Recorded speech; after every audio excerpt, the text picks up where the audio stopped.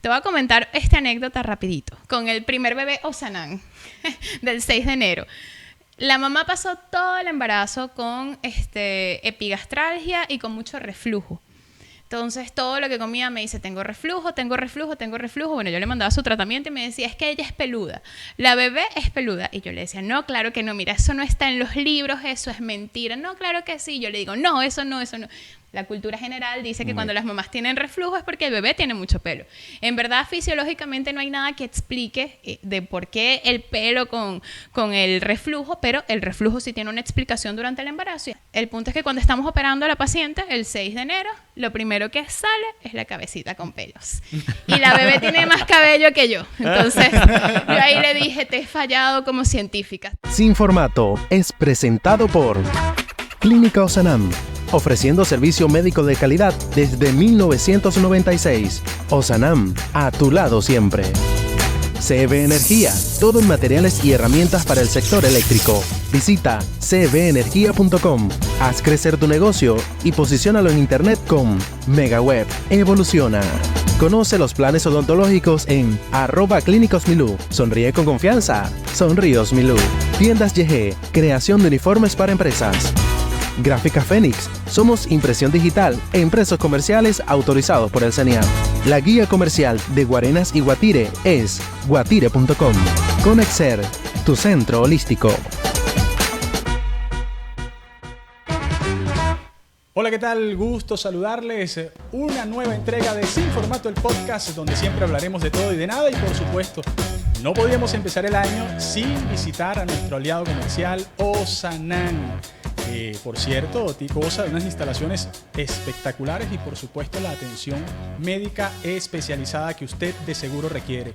Así que a seguirles en Instagram, @osanamcontigo. Y por supuesto, me acompaña el día de hoy Cris Salazar 04 y su servidor F. Machado Radio. Josué Utrera en misión especial. Por cierto, en el podcast anterior se me olvidó comentarles cuál es esa misión especial. De pronto hoy, no sé si se preste, pero por allí en algún momento les voy a informar. No les quiero adelantar. Lo tienes pendiente. Lo tengo pendiente. Cris. Bueno, bienvenidos todos una vez más a este espacio tan importante como es Sin Formato, el podcast. Como decía Fran, no podemos empezar el año si no es con uno de nuestros principales aliados, los amigos de Clínica Osanam, a tu lado siempre. Fran, hoy estamos sentados acá para conversar de salud, para conversar de servicios muy cerca de todos nosotros, para la gente que nos ve, que está en la zona Guarenas, Guatire, inclusive Caracas, parte de Barlovento, pues la Clínica Osanam siempre está dispuesta a atender una cantidad de situaciones médicas, en control y en lo que es emergencia, pues muy cerca de todos. Así que bueno, de eso vamos a hablar un poco hoy. ¿Qué tenemos? Y por supuesto, despejar todas las dudas que de seguro surgen a raíz de necesidades, de inquietudes, de cosas que van ocurriendo en el ámbito diario de nuestras vidas, y para eso está Sin Formato, el podcast. Hoy le damos la más cordial bienvenida a la doctora Bianca Aguilar, ginecobstetra, con una especialidad en endocrinología ginecológica y fertilidad,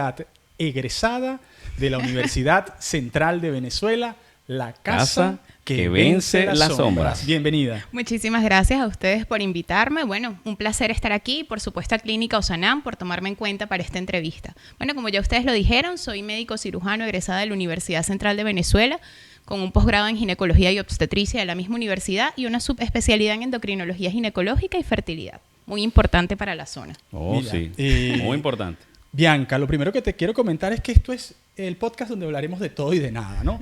Pero especialmente mujeres. Mira, ya puso, pero es que fíjate, ya puso condiciones. Ya puso condiciones. ¿Eh? Así son. Mira, tú sabes que cada vez que yo escucho, y disculpa que te tutee, ¿no? Un poco la confianza, la cercanía. Cuando yo escucho médico cirujano, a mí siempre me ha despertado una inquietud desde niño.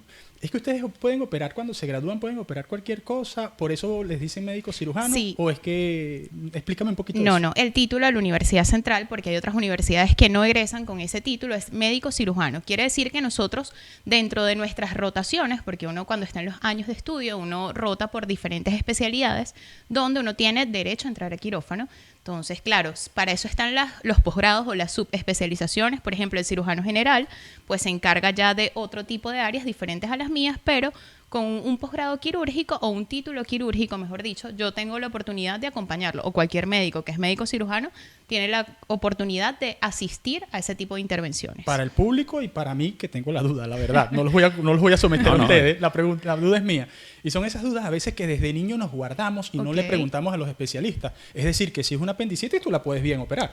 Puedo ayudar a un cirujano general. Puedes acompañarlo. Exactamente. Aunque no sería el deber ser, pero en caso tal de que sea una emergencia claro, y no hay otro médico cirujano general, yo puedo entrar como cirujano porque mi título es médico cirujano de la Universidad Central y puedo entrar a asistir, a ayudar al cirujano principal en esa intervención. Vaya, qué importante es lo mismo que nosotros, la subespecialidad de endocrinología y de ginecología, cuando se realizan histerectomías o incluso las cesáreas, nuestros ayudantes pueden ser cirujanos generales. Bien, y qué importante que ya te adentras en los temas de no solo de fertilidad, sino del momento de la atención, ¿no? Del momento del parto, que en estos tiempos para nosotros cobra un especial valor porque estamos resaltando lo nuestro. Aquí en Guatire nos interesa que nazcan aquí en Guatire y por cierto la Clínica Ozanam cuenta con los servicios adecuados para la atención. Hoy vamos a estar hablando de todo el recorrido de atención al paciente durante el proceso de gestación e incluso yo me iría un poco más atrás. Yo me iría desde el proceso del cuidado y atención que debe tener la dama, la mujer, en su vida cotidiana y qué tanto ocurre eso hoy en día. Exactamente. Lo que tú estás hablando se llama consulta preconcepcional, que generalmente allí se agrupan las mujeres que tienen deseos de fertilidad, que tienen su pareja y tienen deseos de tener un hijo y pues se planifican, van a una consulta, se realizan su chequeo ginecológico y bueno, dependiendo del caso, uno comienza a estudiar toda la parte hormonal, la parte ginecológica, pero lo importante a resaltar son los controles anuales ginecológicos que probablemente, no sé si es nuestra cultura en nuestro país, pero están muy olvidados, por así decirlo. Por parte de nuestra población femenina está muy olvidado el control ginecológico anual. Te iba a preguntar precisamente eso, porque eso suena muy bonito, pero la verdad es que la gente queda en estado y después es que va al ginecólogo. Exactamente. ¿No? Al ginecostetra, en algo este así caso. como, ups. Poco creo que nuestra sociedad se ha encargado de ese cuidado previo, sobre todo cuando viven en pareja o están casados, por lo menos tomarse la molestia de ir a la consulta y anticipar, ¿no? esos cuidados que son necesarios y cuáles serían.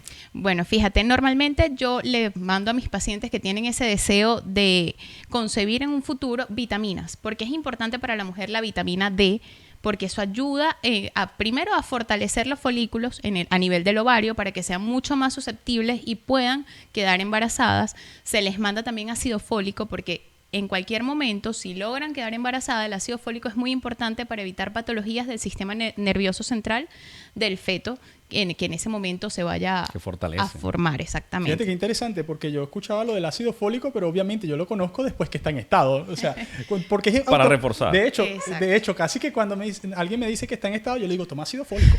¿Ah? Eso es lo que todo el mundo conoce, el hierro y el ácido fólico, pero en verdad no se sabe la importancia o no lo saben ni el por qué uno lo indica y la importancia de comenzarlo si uno está planificando tener una vida familiar a futuro. Ahora, doctora, hay un tema en esas variables que es cuando se están cuidando, las damas cuando se están cuidando y están tomando métodos anticonceptivos, las variedades que hay, y luego les cuesta un poco la concepción, tienen algunos contraindicativos. Bueno, fíjate, existen muchísimos métodos anticonceptivos. Hay unos que tienen una parte irreversible de forma inmediata, es decir, apenas los retiras, las pacientes recuperan fertilidad. Por ejemplo, el famoso té de cobre, no sé si lo han escuchado ustedes mismos. Apenas la paciente retira el dispositivo porque no es hormonal, la paciente recupera fertilidad. Están también el caso de las pastillas anticonceptivas, que cuando la paciente deja de tomarlas, ya el siguiente ciclo ya es una paciente que puede estar ovulando fácilmente. Pero tenemos casos contrarios que va a depender del organismo, de la parte hormonal de cada mujer, que serían los implantes subdérmicos, las inyecciones, sobre todo las que se colocan trimestral, que a veces ellas pueden alterar un poquito el ciclo y tú retiras el implante subdérmico o la paciente deja de cuidarse con la inyección y puede que tarde en recuperar la parte de fertilidad. ¿A qué llamamos parte de fertilidad? Serían los ciclos menstruales. Esa regularidad con la menstruación puede que tarde en volver a la normalidad dependiendo de cada paciente. ¿Cuál es el ciclo regular, Cristian? Ay, Mira, es una serie de días, menos de un mes. Mira. ¿quieren que hablemos de eso? No sé, porque es que uno de esas cosas nunca sabe. Y de alguna manera a veces lo cuestiono y lo cuestiono muchísimo porque, bueno, se supone que en una pareja debería uno también acompañar. Y creo que para ustedes eso también tiene un valor significativo. Es importante y sobre todo también educar. Yo siempre me esfuerzo por educar a mis pacientes de que ellas tienen que llevar un control de su menstruación, ¿sí? De su ciclo. A veces una pregunta muy frecuente de un ginecólogo sin necesidad de estar embarazada es preguntarle cuándo fue la fecha de tu última regla y las pacientes se quedan, sé que me vino el mes pasado, pero no recuerdo qué día. O sea, nunca, de verdad que me atrevo a decir que el 60% de la población que acude a consulta ginecológica no sabe cuál es la fecha de su última regla.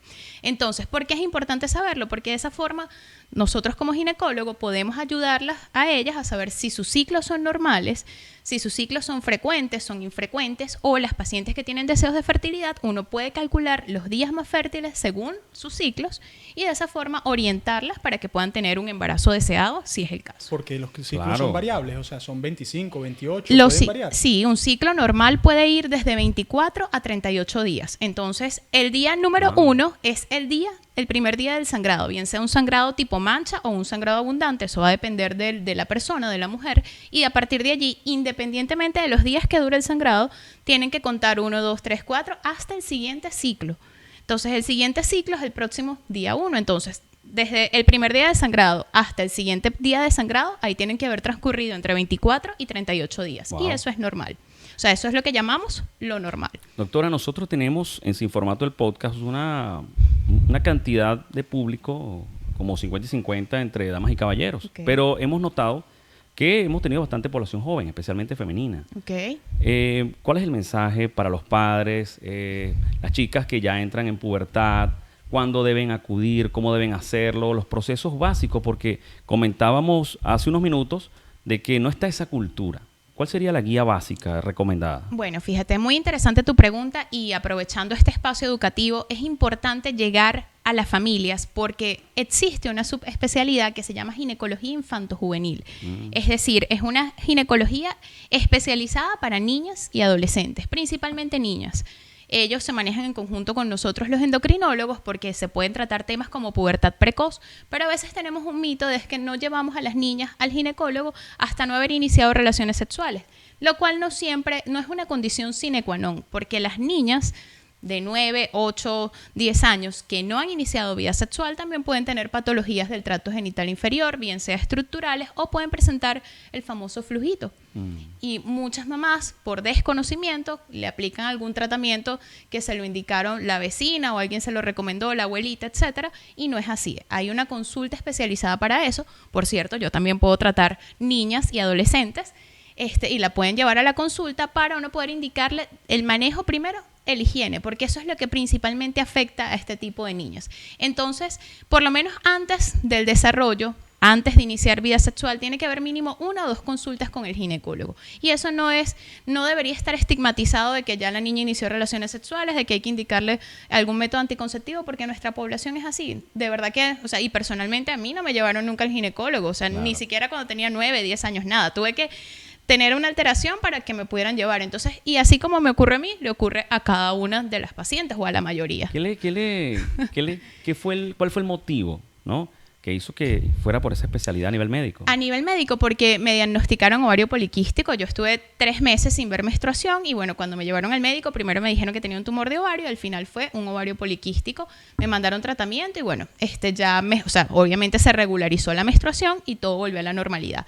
Pero ¿qué pasa? Que cuando eso le ocurre, y lo digo por experiencia propia, que le ocurre a una niña, entonces los padres se aturden porque no le viene la menstruación, ¿qué está pasando? Y la cabeza empieza un poquito a crecer, a atormentarse y a veces es más las ideas locas que los papás tienen en la cabeza que lo que puede estar ocurriendo. Sí, vaya que pueden ser ideas locas.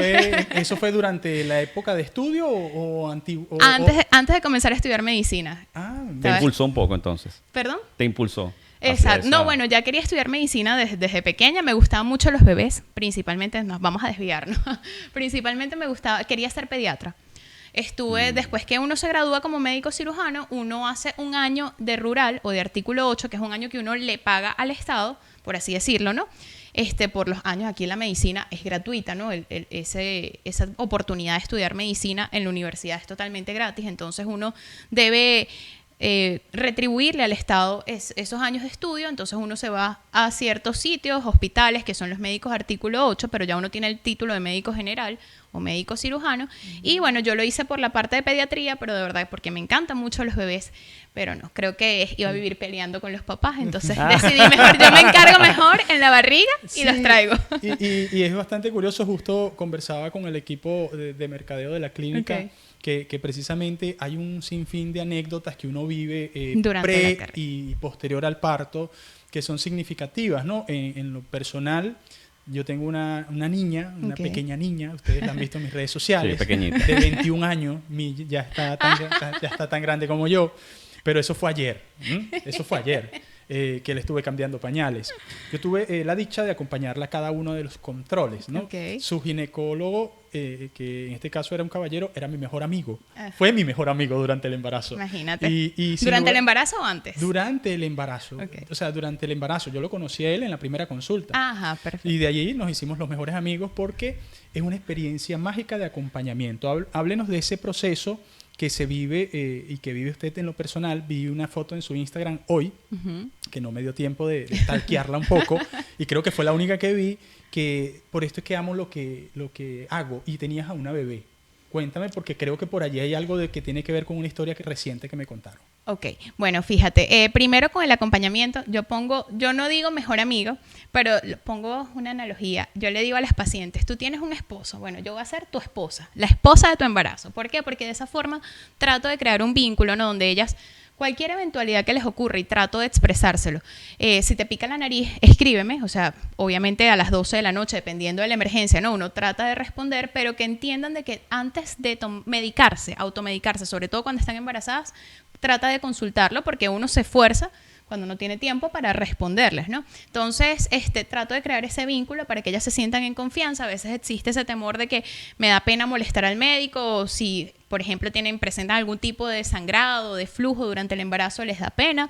Bueno, o sea, que entiendan de que la única persona que las va a sacar de las dudas es su médico tratante, su ginecólogo, su obstetra, y es por eso que es importante que cada pareja o cada padre, madre, hagan un vínculo con su ginecólogo, porque si tú no confías en tu obstetra, ¿en quién más vas a confiar? Y cuando están embarazados, a veces escuchan muchos, o sea, tanto la familia, los abuelos, los vecinos, Sí, cada bueno. uno te va a decir su opinión, y ellas mismas comparan este embarazo con el embarazo anterior, y nunca los embarazos son iguales. Entonces yo siempre trato primero de crear ese vínculo, ¿no? De tratar de que se sientan en confianza para poder desarrollar una relación médico-paciente adecuada. Y bueno, a mí lo que más me gusta es ver, ya he tenido la oportunidad, yo estoy ejerciendo desde el año 2021, y bueno, he tenido la oportunidad ya de ver a mis retoñitos. Ya mis retoñitos tienen entre 1, 2 años, 3 añitos, que son los primeros que tuve cuando comencé a ejercer la obstetricia ya en la parte privada, por así decirlo, porque bueno, yo soy egresada también del Llanito, o sea, ese posgrado es por la Universidad Central. Por ahí me quedan algunos amiguitos cuando era residente que todavía me escriben las mamás, doctora, mire cómo va. Hay uno que se llama Danielito, siempre me manda las fotos de Daniel. Daniel fue un parto pretérmino, él nació de 34 semanas y bueno, ya Daniel es un viejito de 5 años y o sea, Daniel está muy grande y bueno, siempre tengo ese vínculo con la mamá. Lo que pasa es que bueno, están en diferentes áreas de la zona y no las veo frecuentemente. Entonces uno trata, o sea, cuando yo digo que amo lo que hago es porque es muy gratificante ver algo desde el inicio, un embarazo desde el inicio, que cuando ya tienes la oportunidad, bien seas tú o si no se pueden resolver contigo, pero que llegan a término y luego vuelven a la consulta, es gratificante de verdad. Y todas esas experiencias que uno vive durante el embarazo. Esa es la magia, ¿no? De este trabajo cuando se hace con vocación, pues mira, nos hablas de experiencia de hace 5 años, de otros retoñitos. Y los años que me faltan de Oh, por experiencia. favor. Así sea, sobre todo Que así sea. porque es agregar valor, ¿no? Y rescatar a veces esos pequeños detalles que señalas, y era donde lo que quería afianzar del acompañamiento, sobre todo del caballero, en todo ese En la proceso, consulta. es reforzar ese amor en familia, que de alguna u otra manera, y corríjame usted, doctora, ya el feto, el niño, el bebé, lo siente, Comienza lo a sentir. percibe. Entonces hay una sensibilidad intrínseca que comienza allí a crearse. gestarse. Exactamente. No sé, me imagino que la experiencia que te hablaron es la primera bebé Osanam de este año. Exacto. Fíjate en esa pacientica cuando volvió a mi consulta, la niña, yo hablaba y la bebé volteaba a buscarme la voz. Entonces los papás, ambos, ellos siempre fueron en pareja a su control prenatal. Y eso, lo que tú dices, ese acompañamiento del padre con la mamá es muy importante y es muy lindo también. O sea, a mí personalmente yo no tengo hijos y yo, o sea, uno dice qué bonito se ve la familia porque el papá está integrado en todas esas experiencias y todos los síntomas que una mujer embarazada puede presentar. Y bueno, hablando del reconocimiento de la voz, cuando yo estaba hablando, la bebé escuchaba mi voz, o sea, buscaba y trataba de voltear hacia donde yo estaba y bueno, nos moríamos de la risa. ¿Quién es? ¿De quién es esa voz? Ya yo la he escuchado. Fue la que me controló todos los meses. Y de alguna manera, qué bonito, porque es esa conexión, en el caso de esta profesión que elegiste, de esta especialidad, que es la ginecobstetricia, es un acto de fe. En sí es un acto de fe porque no lo ves. Aunque hoy contamos con la tecnología, por cierto, acá en la clínica. De la ecografía, exactamente. De la ecografía, y que ha evolucionado un mundo, ya casi que dentro de poco le vamos a ver el color de los ojos. Ya está la tecnología 5D, o sea, imagínate tú, que ya se ven casi que perfectos allí a nivel ecográfico a través de las pantallas, pero bueno, es como tú dices, eso te crea de cierta forma un vínculo un poco más hacia tu bebé, hacia tu hijo, en el caso de las madres, y bueno, y como médico, el hecho de estar allí. En el caso de las consultas y todo el trabajo que hace con la clínica Osanam, para todas las personas que están conectadas y que nos ven en cualquier momento en diferido, ¿cuáles son los días, cuándo la consiguen, dónde la ubican, todo lo demás? Ok, estoy los días jueves a partir de la 1 de la tarde, estoy aquí en la clínica, estoy ofreciendo consultas tanto de ginecología y obstetricia como en la parte de endocrinología y fertilidad. Y me pueden buscar a través del Instagram, @doctora_bianca_g. Así es. Doctora, y conversábamos en alguna oportunidad el equipo previo a esta entrevista, sobre todo porque surgen en el caso de los caballeros un montón de preguntas que uno normalmente no se hace. ¿Cómo elegir el centro asistencial adecuado para que el bebé cuente con las herramientas, los recursos, el personal calificado? El bebé y la mamá. O sea, Exacto. porque en este caso de esta profesión, bueno, disculpa que te interrumpa, es tanto la responsabilidad como ginecólogos obstetras, llega tanto el bebé dentro de la barriga y la madre. Una vez que el bebé sale, bueno, ya tenemos la compañía del neonatólogo que esté en ese momento de guardia. Aquí en la clínica contamos con un excelente equipo de neonatólogos, contamos con terapia intensiva neonatal, que es muy importante.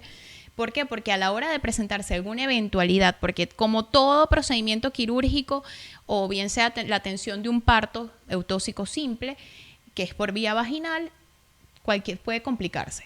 Así uno no lo tengas en tu esquema, siempre puede presentarse eventualidades y lo importante es tener todo a la mano para poder actuar de manera inmediata y dar los resultados óptimos. Y bueno, en el caso de aquí de la clínica, para ofrecer una mejor atención a la parte de maternidad, contamos con la hospitalización, contamos con excelente equipo de quirófano y aparte la terapia intensiva neonatal que en la zona no se consigue. Es la única clínica de la zona que lo tiene. Si no, hay que irse a Caracas. Que por cierto, el equipo nos destacaba esa virtud con la que cuenta la clínica. Exactamente, que es la única de la zona. Sí, es importante darla a conocer, ¿no? Y que todos sepamos a dónde recurrir en el momento, porque cada minuto es valioso. Es valioso. Y que habría que destacar, por allí creo que fue con el doctor Andrés, me preguntaban, sí, pero ¿y cómo hace uno con el seguro? Bueno, usted se puede acercar acá a la clínica, por la información que manejamos, están trabajando con todos los seguros que actualmente se encuentran activos, al menos ese es el detalle que nos ha facilitado Mercadeo. Y siempre se puede mediar, o sea, siempre se puede mediar y tratar de ver,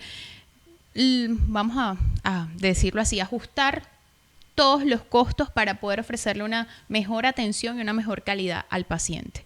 Qué importante eso que acaba de decir, doctora, porque por encima de todo está la salud.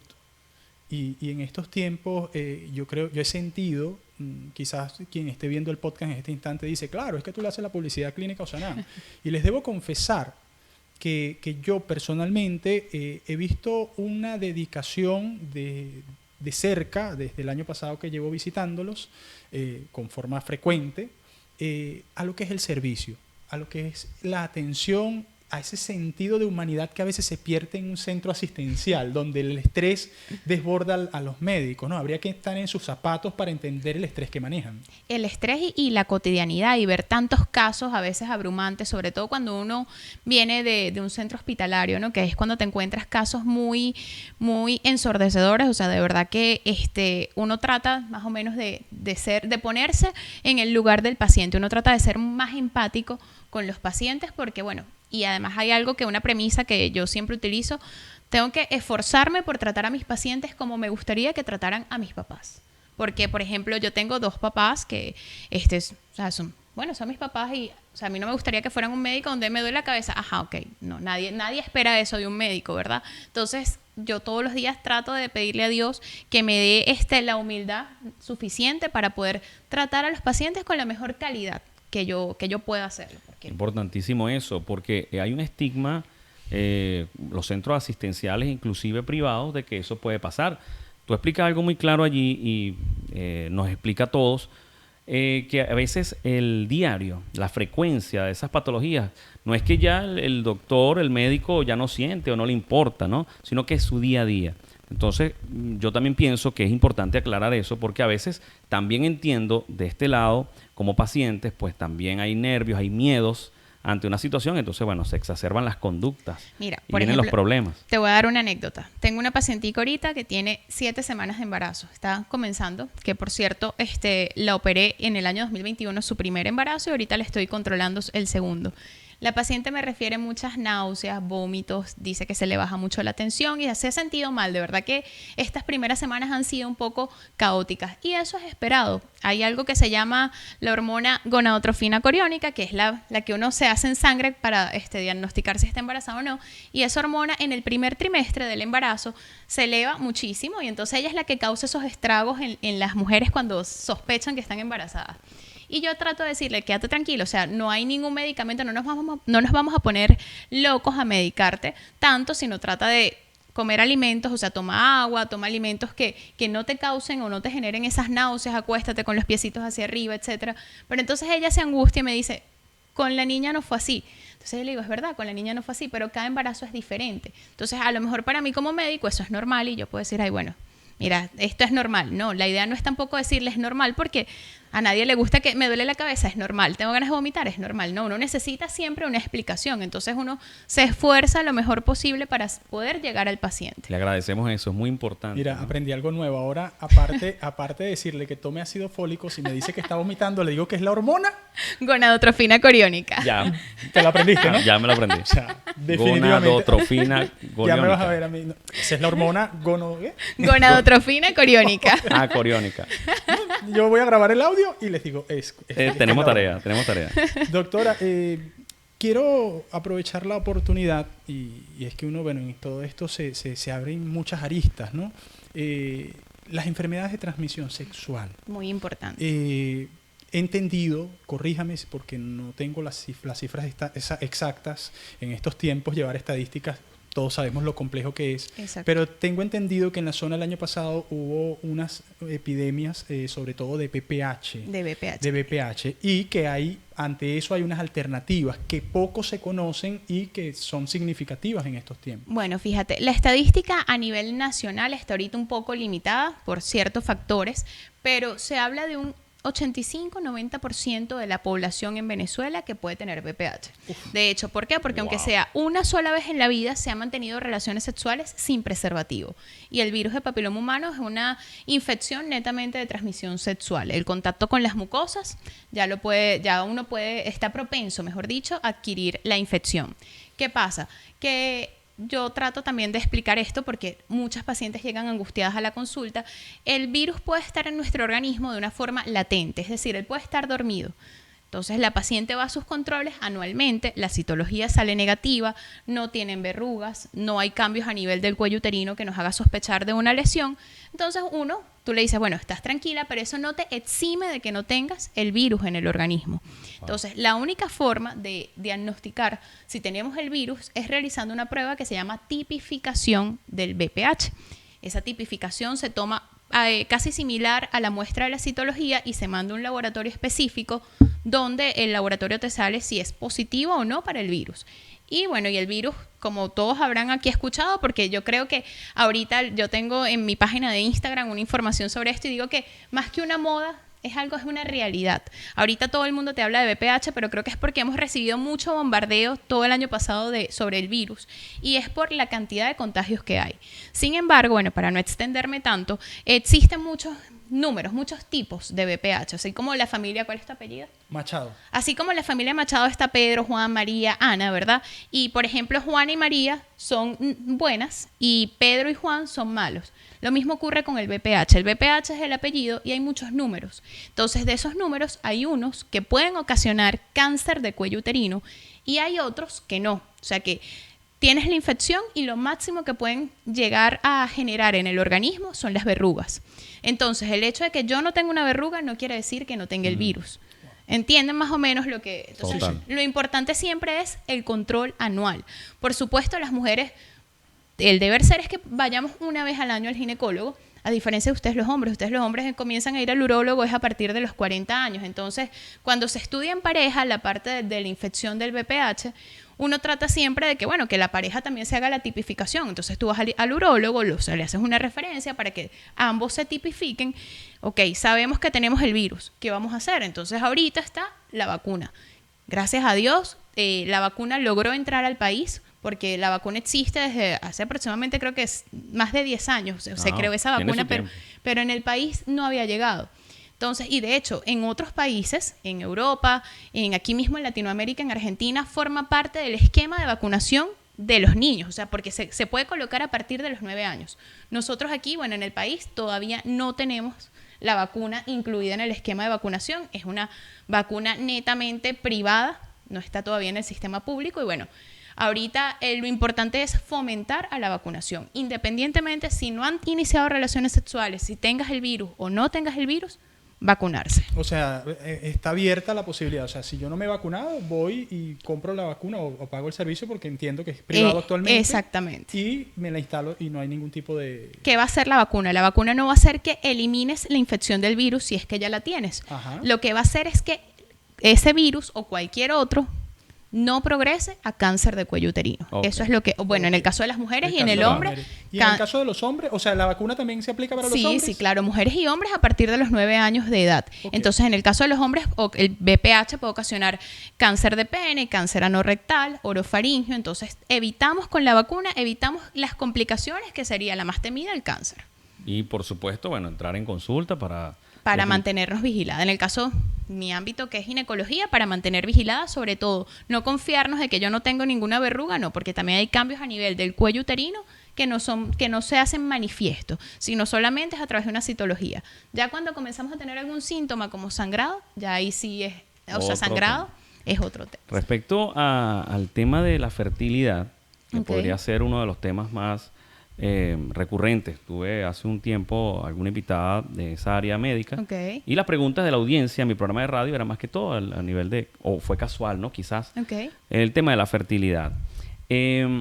Algunos factores comunes que podrían estar afectándolos más allá de estar en su consulta, pues, ¿cuáles serían estos que pueden afectar más a las damas? Bueno, en el caso de las mujeres ahorita también puntea mucho la infección por clamidia, que también es una infección de transmisión sexual.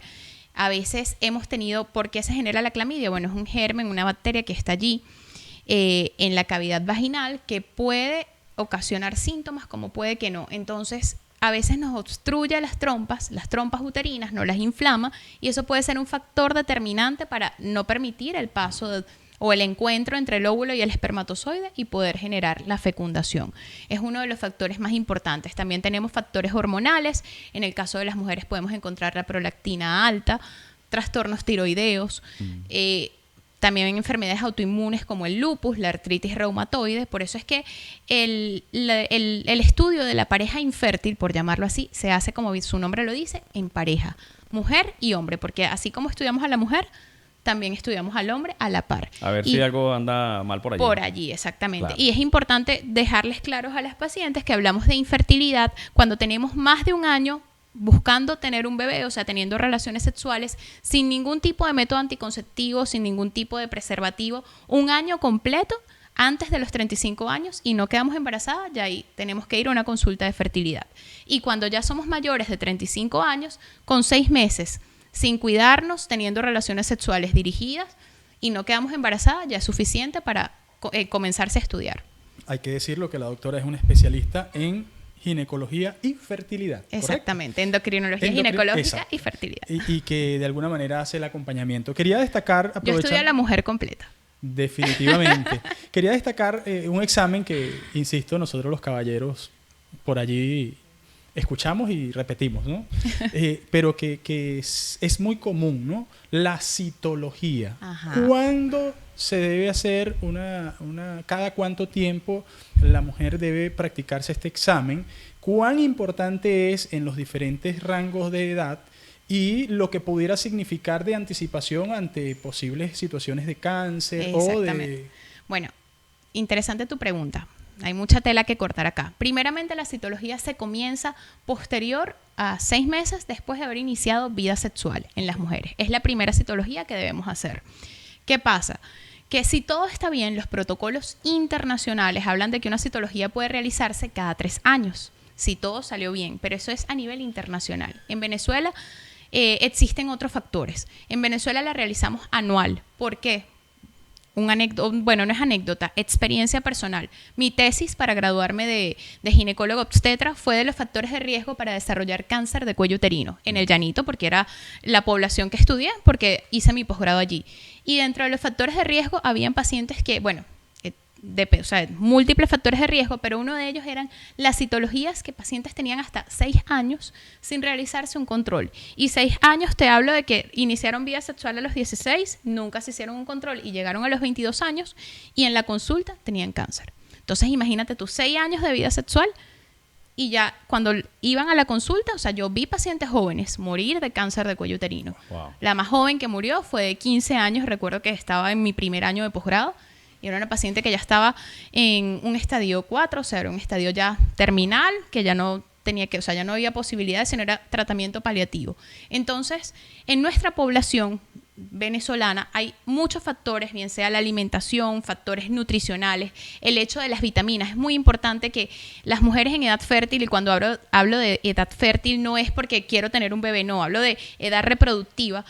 Tomemos ácido fólico, vitamina E, vitamina A, ¿ok? Es muy importante reforzarnos con vitaminas para mantener nuestro sistema inmunológico siempre alerta y activo, porque si nos descuidamos, cualquier infección puede desarrollar alguna consecuencia desagradable.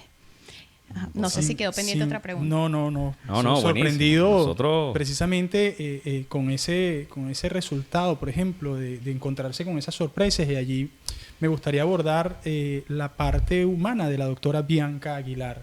¿Cómo vive la doctora Bianca desde el lado humano momentos tan difíciles como ese, por ejemplo? ¿Cómo haces ¿Qué haces para sostenerte en pie? Bueno, normalmente esas experiencias actualmente en privado no he tenido la oportunidad de estadios avanzados manejarlos, porque esas pacientes son de manejo oncológico y uno las refiere a un hospital, en verdad, la mayoría de la población.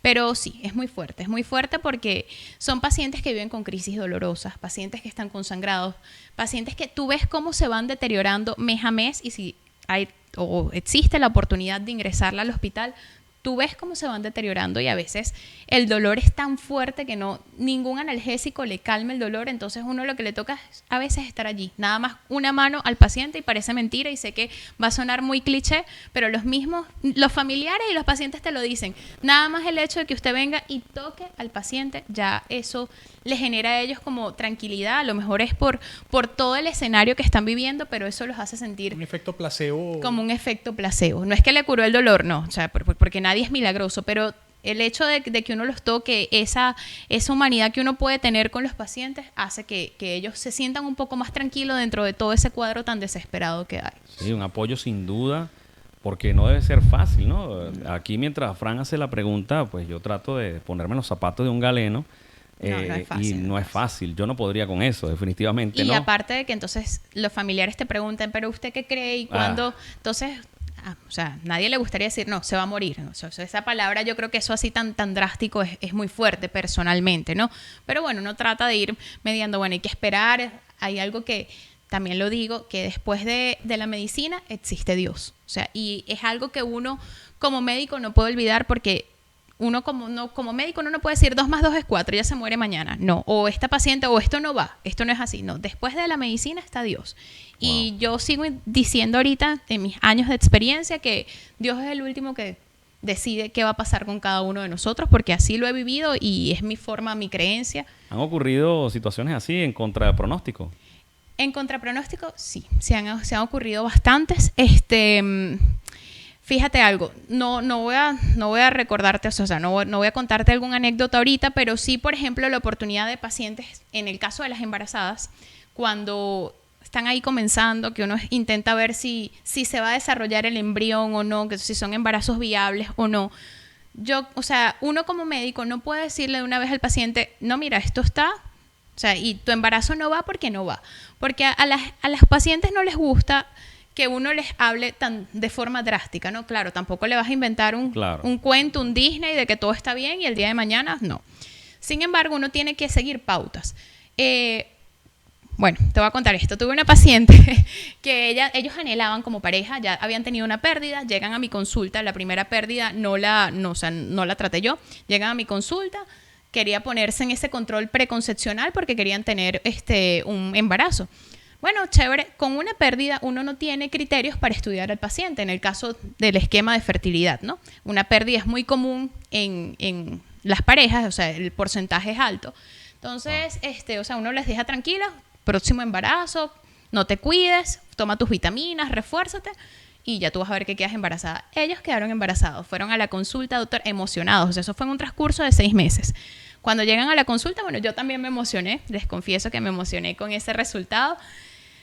Hago el eco, se evidenciaba el saquito gestacional, pero por las semanas de la última menstruación, el saquito, no había embrión. Entonces le digo, bueno, quédate tranquila, nos vemos en 2 semanas para darle chance a ver si se desarrolla. Nos vimos en 2 semanas y seguía sin haber embrión. Entonces, un último chance, 1 semana más, pero ya las cuentas a mí ya no me estaban dando como para que eso fuera viable. Por supuesto, no era alentador el resultado para ellos ya estaban resignados. Nos vimos la semana siguiente, efectivamente, o sea, no había crecido nada, el saquito gestacional medía lo mismo que medía hace 3 semanas cuando nos vimos la primera vez, y bueno, ya definitivamente, bueno, había que ir para un curetaje, un aspirado. Ellos decidieron no hacerlo. Ellos decidieron quedarse tranquilos y me dijeron, doctora, nosotros no queremos eso y vamos a esperar porque nosotros tenemos fe de que ese embarazo se va a dar. ¿Ok? Está bien. A mí, de verdad que yo casi que estaba con ellos allí, o sea, no sé, yo me sentí muy identificada con ellos y les dije que bueno, que estaba bien. Mi deber como médico era ya decirles todo lo que podía pasar. Le dije que su organismo en algún momento iba a detectar que eso no era viable y ella podía comenzar a sangrar. 3 días después que nos vimos en la consulta, me escribió que quería realizarse el procedimiento, que ya, o sea, que lo habían decidido, chévere. Todo ese proceso, la parte psicológica de los pacientes cuando anhelan un embarazo, eso de verdad es muy duro y les cuesta mucho asimilar que ya es la segunda pérdida y en teoría no se encontraba una causa. Ya con 2 pérdidas, yo le mandé a hacer todo su perfil inmunológico, hormonal a la mamá. Ellos decidieron no hacerlo y me dijeron, no, doctora, no lo vamos a hacer, nos vamos a cuidar por un buen tiempo y cuando nos sintamos preparados, que decidamos tener otro embarazo, no queremos pasar por esto otra vez, nos vamos a estudiar y bueno, y venimos a control. Para resumirles el cuento, cerquita, creo que la semana siguiente, pasan por mi consulta, me tocan la puerta y me dicen, eso fue en otra clínica, y me dicen, doctora, mire, tengo el piecito hinchado, creo que es una celulitis, voy al internista. Total que terminó siendo una artritis reumatoide. La artritis reumatoide es una enfermedad inmunológica que puede tener alteraciones para las pacientes con fertilidad. Entonces le dije, es la causa de por qué tus 2 pérdidas. Y ella me hizo una pregunta, ¿por qué esperar 2 pérdidas para mandarme a estudiar, doctora? Porque desde la primera no me mandaron a estudiar. Entonces, claro, qué duro. Sí, fue muy duro y yo le dije, es cierto, tienes razón. Y ella me dice, sí había una causa. Y desde la primera vez había una causa. Y es cierto, había una causa. Pero bueno, los protocolos son los protocolos, la evidencia, la medicina se basa mucho en la medicina basada en la evidencia, se llama así. Y a veces tú con una primera pérdida, tú mandas a estudiar al paciente y todo sale bien, entonces te quedas tranquila y después con la segunda es que te das cuenta. Bueno, yo le dije, bueno, fíjate, no hubo necesidad porque lo mismo que te había mandado a hacer yo, te lo hizo el internista, pero fue porque sospechando por la clínica que manifestó. Hay pacientes que no tienen clínica y después si yo hubiese decidido estudiarse en su momento, le iba a salir. Le sale. Bueno, hoy disfrutando esta tertulia con la doctora Bianca Aguilar y que sin lugar a dudas, bueno, ha sido un aprendizaje absoluto, sobre todo para nosotros los caballeros. Enriquecedora total, ¿no? Nos decían acá que pocos nos han dejado, no sin palabras, sino atentos a este contenido que es muy importante. No, para interesantísimo nada. Y estoy seguro que la audiencia sí lo está Qué bueno es poder disfrutar de contenido de valor, ¿no? Que yo estoy seguro que va a ser de mucha utilidad para todas ese montón de dudas que surgen y normalmente no tenemos el especialista a la mano para que nos las aclare. Ya casi para cerrar. Para cerrar, o sea, ya mejoramos, ya le agregamos un... Ya casi. Ya es un prefijo. Un prefijo. Ya casi para cerrar. Me gustaría, doctora, que me comente... Yo soy un poquito curioso. Porque me hago preguntas que quizás no sé, a lo mejor sí se las hacen, yo las pregunto. Pero no se atreven. Pero no se atreven. ¿Qué piensa usted minutos antes de entrar al quirófano a traer al mundo a un bebé, a atender a esa mujer que ha entregado toda su confianza, se encomienda a Dios, reza, ve una película? O sea, porque uno ve, no sé, ER, sala de emergencias, uno ve Doctor House. Sí, Doctor House y una cantidad de series. Chicago y bueno, Med. Sí, ustedes me van a regañar, pero yo no veo ninguna de esas series. No. No. Pero, o sea, te estoy diciendo, uno las ve y entonces uno se hace una idea de que, bueno, de pronto antes de te están jugando cartas. Y no sé, qué cosas, porque el nivel de compromiso ante una situación tan seria como esa amerita también de una paz, de una tranquilidad, de una tranquilidad interna, pero sobre todo también uno tiene que sentirse en confianza. Bueno, yo generalmente no creo en rezar, creo más que todo en orar, en hablar con Dios. Entonces siempre trato de orar. Eso uno lo hace y nadie se da cuenta. Yo trato de orar, encomendar mis manos hacia Él y que Él guíe. Wow. Y si algo se complica, que sepa darme el discernimiento necesario para poder resolver de la forma más óptima posible. A veces contamos en quirófano que los anestesiólogos nos ayudan y nos ponen música, entonces uno, ay, chévere, y la mamá también puede escoger su música y bueno, uno trabaja un poco más relajado. Qué bien. ¿Eso qué nivel? Exacto. Qué nivel, ¿no? Definitivamente. Pero bueno, uno trata siempre, o sea, de encomendarse. O sea, cada quien tiene su técnica de relajarse totalmente diferente. Hay otros que juegan. Se desestresan porque es la forma de drenar ese estrés, esa carga emocional que vamos a recibir. Pero bueno. Doctor, usted nos comentaba, para cerrar ahora sí, ya le quitamos. No, todavía me queda una. Te queda una. Bueno, entonces para ir más preciso. Usted comentaba que pasaba las consultas los días jueves. Sin embargo, pues ya pacientes en tratamiento, en consulta, ya para la parte del embarazo y todo lo demás, pueden existir complicaciones, como bien usted explicaba al inicio de este podcast. La Clínica Osanam tiene todos estos servicios. ¿Podría usted ilustrarnos un poco más de con qué contamos en este centro asistencial y todos los pacientes que vengan acá en relación, no apostando que algo va a salir mal, pero obviamente es una probabilidad que está allí? Hay que tenerlo en cuenta porque, como te dije, cada intervención quirúrgica, por muy controlado que uno lleve, en mi caso el embarazo, siempre puede surgir complicaciones. Bueno, la Clínica Osanam cuenta principalmente con la infraestructura adecuada para recibirlos a todos ustedes. Contamos con grandes quirófanos, contamos con servicio en mi área en mi especialidad de obstetricia, contamos con el servicio de la sala de maternidad, que es el quirófano más la sala de partos. Contamos con el área de neonatología, la terapia intensiva neonatal, con los médicos especialistas en neonatología, los pediatras, ¿ok? Y bueno, y por supuesto con los ginecólogos obstetras que aquí laboramos. Cabe destacar que esa área de neonatología... La terapia intensiva neonatal. La terapia intensiva neonatal, me acotaba el equipo también de mercadeo, es la única. Es la en única. La zona. Es la única de la zona. Entonces uno trata de ofrecerle a los pacientes que al sitio donde vayan a resolver su embarazo tengamos las comodidades nosotros como médico y por supuesto ellos como pacientes, para que en caso tal, a la hora de ocurrir un imprevisto que no esté ni siquiera en embarazos totalmente controlados y sanos, pues se pueda resolver al instante. Machado, ahora sí para cerrar. Y no hay necesidad de irse a Caracas. Lo más importante. Muy buen dato. Qué importante. Que es absolutamente relevante, porque imagínate, la cercanía te facilita un montón de cosas. Doctora, ahora sí para cerrar. Hablemos de los mitos del embarazo. ¿Es verdad que cuando las mujeres están en estado les crece el pie? Es verdad. Voy a hacer varias y de pronto por allí usted me dirá algunas que conoce. Una anécdota. Ajá. ¿Es verdad que la música que le colocas al bebé puede hacerlo más inquieto o más tranquilo? ¿Es verdad que los libros que lees lo pueden hacer más inteligentes o más sabios? Mira, lo que le crece el pie, eso es un mito. Lo que sí ocurre es que el pie se inflama porque hay una retención de líquido fisiológica, el útero crece, se comprimen los vasos sanguíneos y eso genera una retención de líquido. Entonces las mamás suelen inflamarse un poquito, sobre todo en sus miembros inferiores, y bueno, es totalmente normal. Con respecto a la música, bueno, yo creo que eso depende de la personalidad del bebé. Hasta ahora no hay nada documentado. Te voy a comentar esta anécdota rapidito. Con el primer bebé Osanam del 6 de enero. La mamá pasó todo el embarazo con epigastralgia y con mucho reflujo.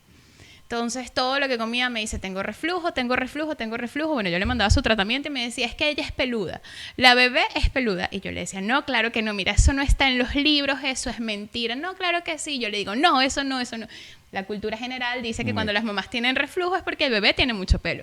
En verdad, fisiológicamente no hay nada que explique de por qué el pelo con el reflujo, pero el reflujo sí tiene una explicación durante el embarazo, y es que el útero crece y como todos los órganos se acomodan, entonces el esfínter esofágico puede a veces relajarse y se abre, y es cuando permite el paso del contenido gástrico hacia el esófago, y eso es el reflujo. Okay. Entonces, bueno, el punto es que cuando estamos operando a la paciente, el 6 de enero, lo primero que sale es la cabecita con pelos. Y la bebé tiene más cabello que yo. Entonces, yo ahí le dije, te he fallado como científica. Te negué durante todo el embarazo que no tenía cabello y mira. Tenía muchísimo. Tiene muchísimo. O sea, que algunos mitos sí se cumplen a veces. O mera coincidencia. Es la coincidencia, exactamente. Entonces, ahí lo dejamos. ¿Es casualidad? ¿O causalidad? No sé. Causalidad. Lo importante es que siempre acuda al especialista, Así es. porque ese es otro de los recuerdos que tengo durante el embarazo de mi bebé, hoy de 21 años. Sigue siendo mi bebé. Seguirá siendo. Es que, no sé, nos dijeron tantas cosas, que si te bañabas con agua fría, no sé, te iba a salir con la piel un poquito más oscura. O sea, eran una cantidad Dios de santo. cosas. Fíjate algo, esta parte no me compete, pero bueno, está relacionado conmigo, es la lactancia materna. Las mamás anteriormente, en la época de nuestras abuelas o nuestras propias mamás, dando lactancia no podían comer, o sea, había una serie de alimentos que se les restringían. Ahorita no, ahorita las mamás pueden comer todo. Obviamente no vas a comer recién operada un alimento pesado que te llene de gases, pero pueden comer de todo y aún así seguir dando la lactancia materna exclusiva. Entonces Se rompió un mito allí. se rompió un mito, y ahí vemos que la medicina evoluciona, la ciencia evoluciona y se demuestra cada vez más que hay ciertos mitos que se van derrumbando. La Muy bien. consulta que debe realizar la paciente posparto tiene una fecha establecida. Generalmente se realiza, si es cesárea, nos vemos siempre a los 15 días para retirar los puntos, y posteriormente en la cuarentena, o sea, posterior a la cuarentena, que es cuando todos los órganos vuelven a su normalidad, uno allí suele verlas para realizarles un control ecográfico. ¿De resto? ¿Y en el parto normal? También Igual. lo mismo. En Bueno, el- en no se ve a los 15 días porque no retiramos puntos, pero nos podemos ver posterior a la cuarentena. Listo. Suficiente. Bueno, doctora, un placer haber Un gustazo. disfrutado. Gracias a ustedes por la En invitación. Sin Formato el podcast, me encantaría que nos regalara sus redes sociales. Me pueden conseguir en Instagram como @doctora Bianca G, o sea, DRA Bianca G. Ginecoxetra, con especialidad en endocrinología ginecológica y fertilidad, egresada De la Universidad Central de Venezuela. ¿La casa qué? Pense la Zona. Así es. Muchísimas gracias. Un gusto compartir con ustedes. Hasta aquí, sin formato. Se despide hasta una nueva entrega. Cristian Franklin Josué, los Montones.